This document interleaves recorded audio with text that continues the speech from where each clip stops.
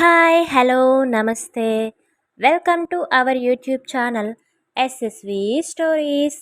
ఈరోజు మనం చెప్పుకోబోతున్న కథ పల్లెటూరి అమ్మాయి పట్నం అబ్బాయి పార్ట్ 101. కథలోకి వెళ్ళడానికంటే ముందుగా మీరు కనుక మన ఛానల్ని ఫస్ట్ టైం విజిట్ చేస్తున్నట్టయితే ప్లీజ్ సబ్స్క్రైబ్ చేయండి. వెంటనే పక్కనే ఉన్న బెల్ ఐకాన్ని క్లిక్ చేయండి. అప్పుడే నేను వీడియోస్ పోస్ట్ చేసిన వెంటనే మీకు నోటిఫికేషన్స్ వస్తాయి. Please subscribe and support my channel. Okay, ఇక ఏమాత్రం ఆలస్యం చేయకుండా కథలోకి వెళ్ళిపోదాం. ఫస్ట్ టైం ఇంట్లోకి అడుగుపెట్టిన విహాన్ హాల్లో సోఫాలో కూర్చుని ఇంటిని మొత్తం ఒకసారి తన కళ్ళతోనే స్కాన్ చేస్తాడు.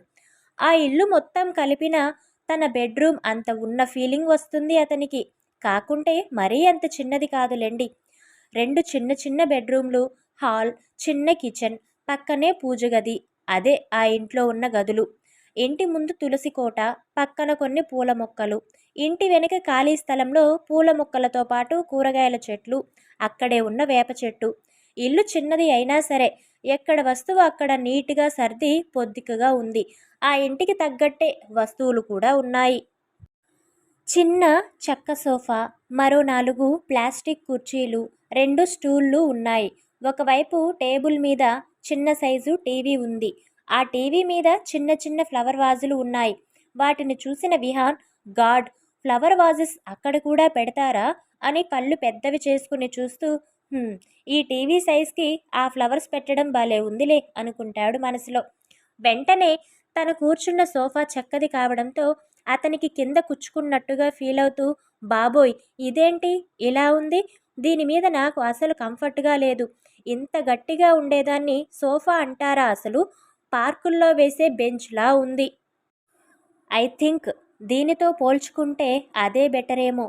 ఈ సోఫా లాంటి బెంచ్ మీద నేను ఇలా ఎంతసేపు కూర్చోవాలో ఏంటో అని అతను అనుకుంటూ ఉండగానే వదిన, పంతులు గారు వచ్చేస్తున్నారు, పూజకు కావాల్సినవి ఒకసారి చూడండి అని చెప్తారు సరళగారు.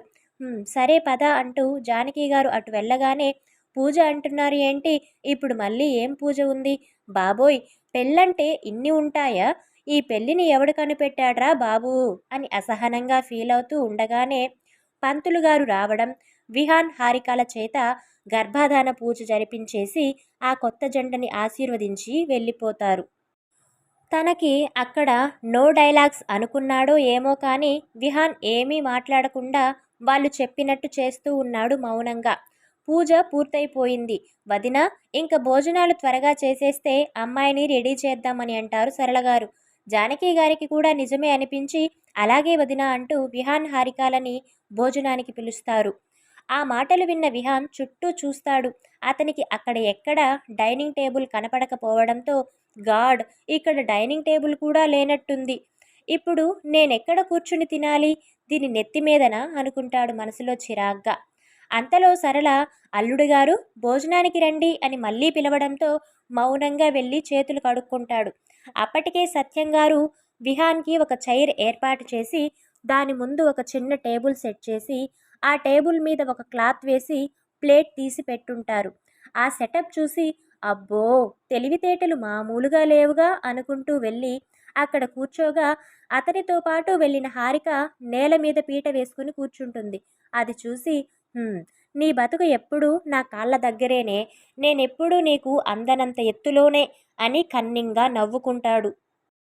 సరళ సత్యం గారు ఇద్దరూ మేనల్లుడు ప్లస్ అల్లుడికి ప్లేట్ నిండుగా రకరకాల వంటలతో వడ్డించేస్తారు. ఆ ప్లేట్ చూసిన విహాన్, బాబోయ్ వీళ్ళేంటి ఇంత పెట్టేశారు, ఇప్పుడు నేను ఇవన్నీ తినాలా అని బిక్కమొహం వేసుకుని తన తండ్రి వైపు చూస్తాడు. విహాన్ ఎక్స్ప్రెషన్స్కి అందంగా నవ్వేస్తూ, ఈ ఇంటి అల్లుళ్ళకి ఇది తప్పదు విహాన్, వీళ్ళ ప్రేమ ఈ లెవెల్లోనే ఉంటుంది, తప్పదు భరించాలి, కొద్ది రోజులు డైట్ పాడు అని అన్నీ పక్కన పెట్టి కడుపు నిండుగా తినేసి, అసలే మీ అత్తయ్య భార్య ఇద్దరు వంట చాలా రుచిగా చేస్తారు అని చెప్తారు రఘురాం గారు.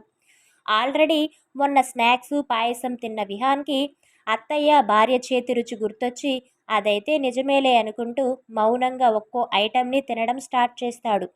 ఇటు హారిక మాత్రం తనకి ఏం కావాలో ఎంత కావాలో అంతే పెట్టించుకుని తింటుంది. విహాన్కి మాత్రం కొత్తగా అల్లుడికి చేయాల్సిన మర్యాదలు గట్టిగానే చేస్తారు. వద్దు వద్దు అంటున్నా కొసరి కొసరి వడ్డించి అతని కడుపు ఫుల్ అయ్యేలా తినిపిస్తారు.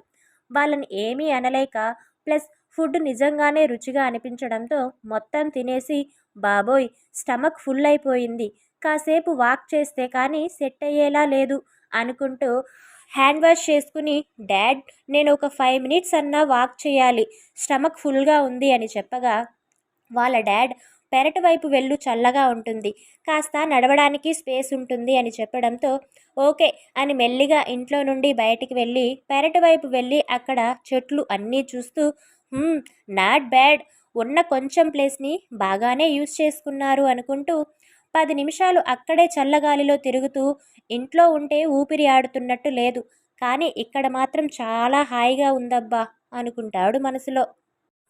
అప్పటికే బాగా చీకటి పడడం వల్ల చల్లని గాలి విహాన్ ఒళ్ళంతా తడిమేయడంతో హాయిగా అనిపించింది అక్కడ వాతావరణం అతనికి.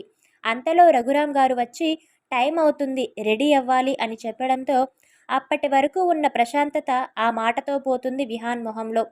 అయినా తప్పక ఆయనతో కలిసి ఇంట్లోకి వెళ్తాడు. అప్పటికే పెద్దవాళ్ళు వాళ్ళతో పాటు బుజ్జి కూడా భోజనం చేసేస్తారు. భోజనం చేసేశాక బుజ్జి హారికతో కాసేపు అల్లరి చేసి ఇంకా అక్కడ తను ఉండకూడదు అన్నట్టుగా తన ఇంటికి వెళ్ళిపోతుంది. బుజ్జి అల్లరికి నవ్వుకుంటూ జానకి సరళగారులు ఇద్దరూ హారికాని ముస్తాబు చేసే పనిలో ఉన్నారు. లోపలికి వచ్చిన విహాన్ని హారిక గది చూపించి తన బ్యాగ్తో సహా లోపలికి వెళ్ళి తనని రెడీ అవ్వమని, రెడీ అయ్యాక తను అక్కడే ఉంటే కాసేపటికి హారిక వస్తుందని, ముహూర్తం కూడా ఎన్ని గంటలకో చెప్పి మరీ పంపిస్తారు రఘురాం గారు. ఆయన మాటలకి అసహనంగా ఫీల్ అవుతూనే అన్నిటికీ ఓకే అన్నట్టుగా తల ఆడించి తన బ్యాగ్తో కలిసి హారిక రూమ్ డోర్ తెరుచుకుని లోపలికి వెళ్తాడు. ఆ రూమ్ డోర్ తెరవగానే ఒక్కసారిగా అతనికి మల్లెపూలు అగరవత్తుల గుబాలింపు నాసికాన్ని మత్తుగా తాకుతుంది. ఏంటి ఈ పరిమళం అన్నట్టుగా విహాన్ డోర్ పూర్తిగా ఓపెన్ చేసి ఆ గదిని చూసి షాక్ అవుతాడు. పల్లెటూరులో శోభనం, ఇక్కడ వీళ్ళేం ఏర్పాట్లు చేసి ఉంటారులే నా బొంద అని ఫీల్ అయిన అతని ఆలోచనలకి విరుద్ధంగా డెకరేట్ చేసి ఉన్నారు ఆ రూమ్ని. ఆ రూమ్కి ఒక సైడ్ చిన్న డబుల్ కాట్ సైజ్ పందిరి మంచం, ఆ మంచం మీద తెల్లని బెడ్షీట్ పరిచి ఆ బెడ్షీట్ నిండుగా మల్లె పువ్వులు గులాబీ రేకులు చల్లి మంచం మధ్యలో హృదయాకారంలో మధ్యలో మల్లెలు చుట్టూ గులాబీ రేకులతో తయారు చేసి ఆ హృదయాకారం మధ్యలో కాస్త గ్యాప్ ఇచ్చి చామంతి పువ్వుల రెక్కలతో వి లవ్ హెచ్ అని అందంగా రాశారు. తన సైడ్ 2 దిండులు, వాటి మీద కూడా మల్లె పువ్వులు గులాబీ రెక్కలతో చిన్న డిజైన్ చేశారు. పందిరి మంచం చుట్టూ మల్లె పువ్వుల మాలలు వేలాడదీశారు. మంచానికి కాస్త పక్కనే ఒక టేబుల్, ఆ టేబుల్ మీద రకరకాల స్వీట్స్ పండ్లు, దాని పక్కనే చిన్న స్టాండ్ మీద అగరబత్తీలు వెలిగించి పెట్టున్నారు. వాటికి కాస్త పక్కగా నేచురల్ నూనె దీపాలు వెలిగించి ఆ గదిని మరింత ప్రకాశవంతంగా మార్చేసి ఉన్నారు. ఆ గది ఒకవైపు గోడకి హారిక చిన్నప్పటివి ఇప్పటివి 2 ఫోటోలు ఉన్నాయి. వాటికి పక్కగా హారిక తన పేరెంట్స్ మధ్యలో నిల్చుని దిగిన ఫోటో. అవన్నీ పక్కూరు నుండి అది పనిగా ఫోటోగ్రాఫర్ని పిలిపించుకుని మరీ తీయించుకున్న ఫోటోలు. అవంటే ఆమెకి చాలా ఇష్టం. ఆ ఫొటోస్కి కాస్త పక్కగా హారిక చేత్తో తయారు చేసిన క్రాఫ్ట్స్ ఉన్నాయి. చిన్న చిన్న బొమ్మలు ఉన్నాయి. అవన్నీ వింతగా చూస్తున్నాడు విహాన్. ఏంటి ఇవన్నీ? వీటన్నిటితో ఈ అమ్మాయి రూమ్ని నింపేసినట్టుంది అనుకుంటూ మొత్తానికి వీళ్ళు గట్టిగానే ప్లాన్ చేశారబ్బా. ఫస్ట్ నైట్ సెటప్ బాగానే అరేంజ్ చేశారు. ఈ స్మెల్కి ఇంత మత్తుగా ఉందేంటి బాబోయ్, ఇక్కడ ఎక్కువసేపు ఉండడం మంచిది కాదు అనిపిస్తుంది. బట్ తప్పించుకునే దారే కనపడడం లేదు. ముందైతే రెడీ అవ్వాలి అనుకుంటూ ఆ రూమ్లోనే వాష్రూమ్ ఉంది అని చెప్పిన తండ్రి మాటలు గుర్తు చేసుకుని ఈ రూమ్నే అగ్గిపెట్టంతుంది. ఈ అగ్గిపెట్టె రూమ్లో మరో రూమ్నా? అది ఏ సైజులో ఉంటుందో ఏమో అనుకుంటూ వాష్రూమ్ డోర్ ఓపెన్ చేసి అనుకున్న మాల్స్లో ట్రైన్ రూమ్ కూడా ఇంతకంటే పెద్దగా ఉంటుంది కదరా బాబు, ఇంత చిన్న రూమ్లో స్నానం చెయ్యాలా, అసలు ఊపిరి ఆడుతుందా ఇక్కడ అని నిట్టూరిస్తూ ఎలాగోలా అక్కడే ఫ్రెష్ అవుతాడు విహాన్. ఇక్కడ శోభనం గది రెడీ అవుతుంది. అక్కడ హారికాని శోభనానికి రెడీ చేస్తున్నారు. విహాన్ ఫ్రెష్ అవ్వడానికి వెళ్ళాడు. మొత్తానికి ఇప్పుడు శోభనం సక్రమంగా జరుగుతుందా లేదా, ఒకవేళ జరగకపోతే ఆ తరువాత పరిణామాలు ఏంటి? హారిక పెద్దవాళ్ళకి విషయం చెప్తుందా? తరువాత ఏం జరుగుతుందో నెక్స్ట్ పార్ట్లో తెలుసుకుందాం. మీకు కనుక మన స్టోరీస్ నచ్చుతున్నట్టయితే ప్లీజ్ మన ఛానల్ని సబ్స్క్రైబ్ చేసుకుని లైక్ చేస్తూ సపోర్ట్ చేయండి. Thanks for watching.